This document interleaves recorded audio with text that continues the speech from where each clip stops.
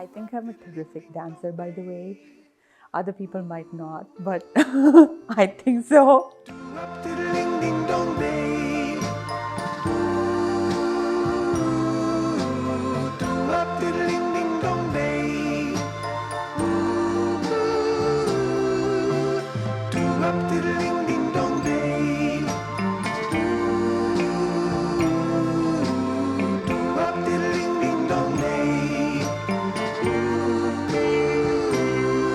My name is Varadaraj. I'm a painter. I grew up in South India and I've been living in New York since 2011.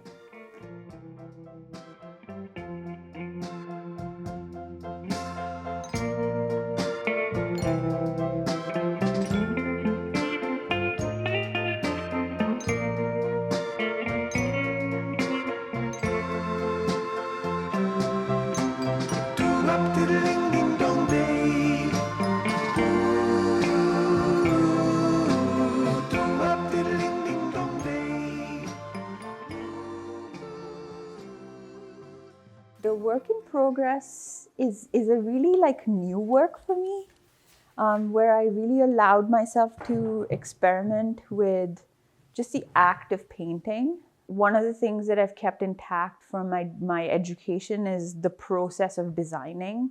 So even if I'm painting, there's a lot of pre-planning that goes into the painting, choosing which photograph I want to work with, figuring out how I want to invoke that memory, choosing the surfaces, choosing the colors, etc. Especially with this piece, I felt like I wanted to be a little bit more loose. I hadn't painted in a while, and I felt like I wanted a little bit of a looser approach to sort of reintroduce myself to painting. So I came at this piece with an incredibly loose mind, loose hands, and just started painting with minimal references. So what I'm doing with this painting is that I'm just smoothing out the skin tone so it looks more like how I usually render skin.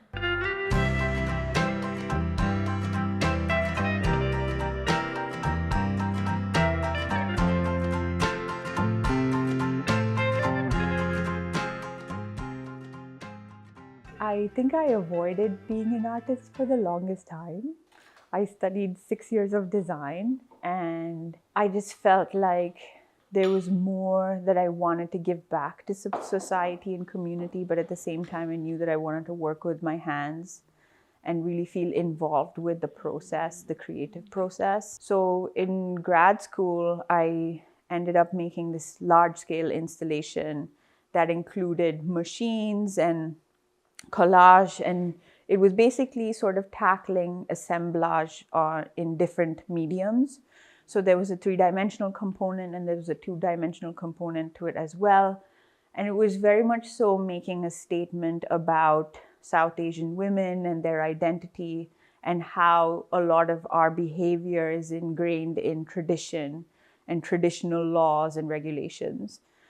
And when I made that piece, I felt like, okay, I feel like my perspective is unique, living in this duality of being American as well as South Indian, and maybe having more of a reflective practice could be the way that I give back to community in a way. When I finished grad school and was back in New York, there were just certain limitations, like space and access to equipment, that made me go the two-dimensional route.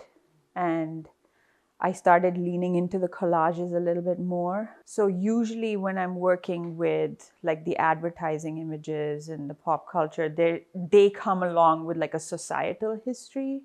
And I feel like maybe collage is a little bit better positioned to parse out those histories because I'm not sort of injecting my own personal hand in them and keeping the content a little bit more sterile or societally based. One of the things that felt kind of uncomfortable for me was that I was making these large, generalized societal statements without taking my own experience into consideration. And call it serendipity if you want, but at the same time, I experienced some personal loss. And at that time was when I really felt like I couldn't express myself in any other form other than painting. That became a pivotal point where I really leaned into my own perspective as a woman, and how can I sort of amplify that perspective in the things that I have experienced in this country as well as where I'm from. The hair series was definitely part of like that societal lens I was taking, because growing up with curly hair in India was not easy at all. It led to having a lot of insecurities. You know, the way that we process hair and idolize hair, especially in South Asia, is like very prevalent, and for women especially. So I was kind of looking at that from an artistic standpoint, not having that like conventional, like thick, long, you know, straightish hair. While it did come from my own sort of experience of hair and how my hair was perceived, I felt like I wasn't getting so personally into it. So the ink drawings and the collages really lent that sort of societal lens versus like more personal hand. And then it was in 2020 during the pandemic when I started painting these narratives versus using collage or other archives. That's when my work started to shift a little bit to show my own hand a little bit.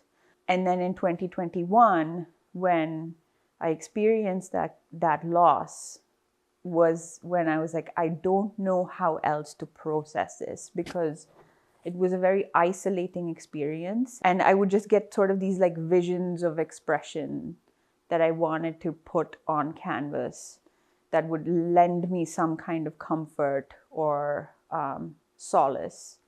So I just went at the canvases with that lens, and it was a really cathartic feeling.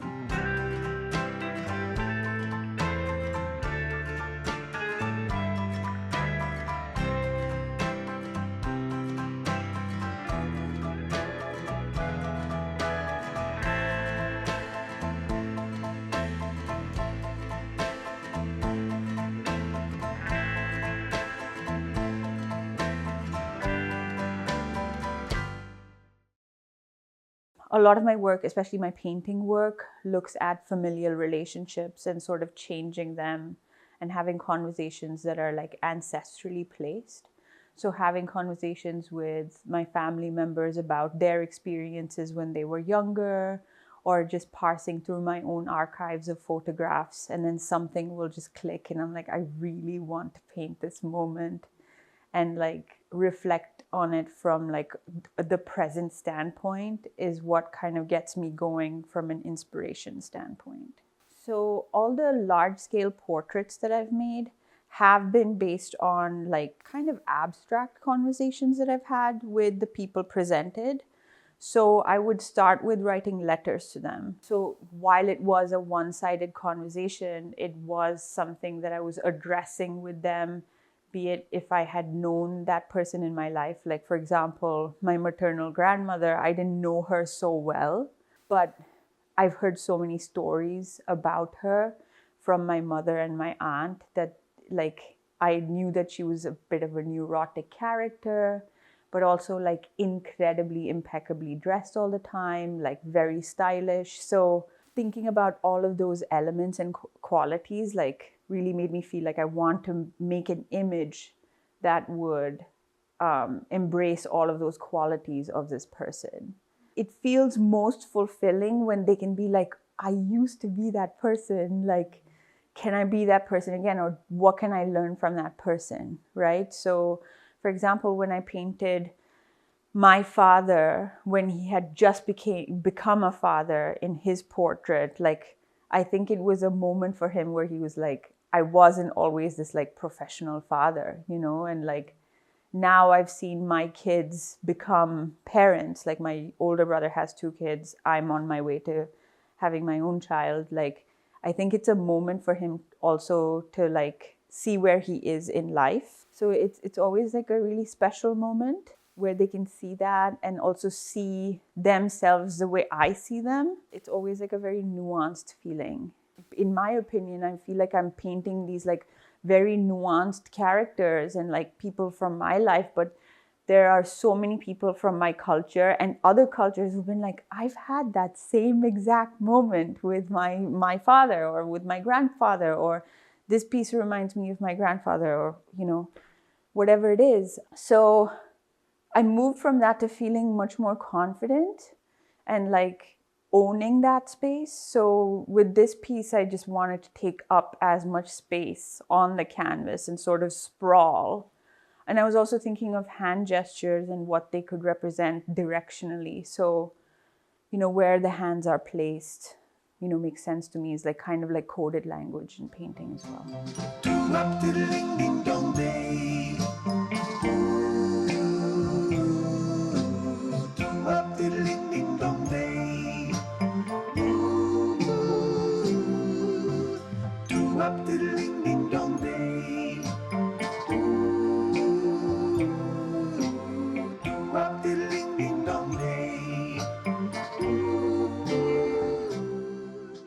So being pregnant is a really special time. I feel like your body is just going through so many changes. Now it's like I'm really sort of thinking about my own childhood and all those lovely moments that I want to recreate for my child.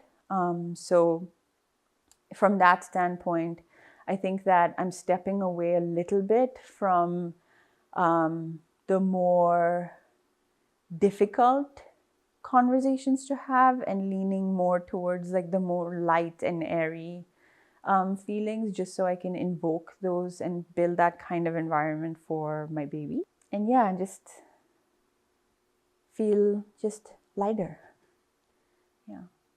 This portrait that I made of myself looking incredibly confident in my freshly barber cut hair, I just feel like there was once upon a time when I felt insecure about that, you know, thinking about how like, you know, curly haired girls didn't have those resources. But here it was like, I feel so in line with my brothers, you know, and like feeling confident and giving that same sort of confidence and airy feeling to my, what's the word? Offspring? Yeah.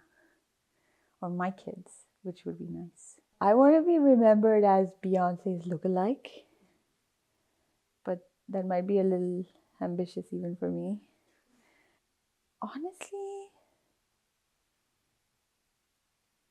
it's just like a good friend to like, you know, I just want to be remembered as a good friend and an incredible family member.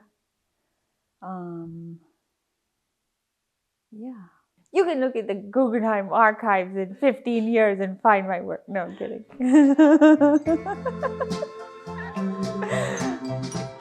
kidding.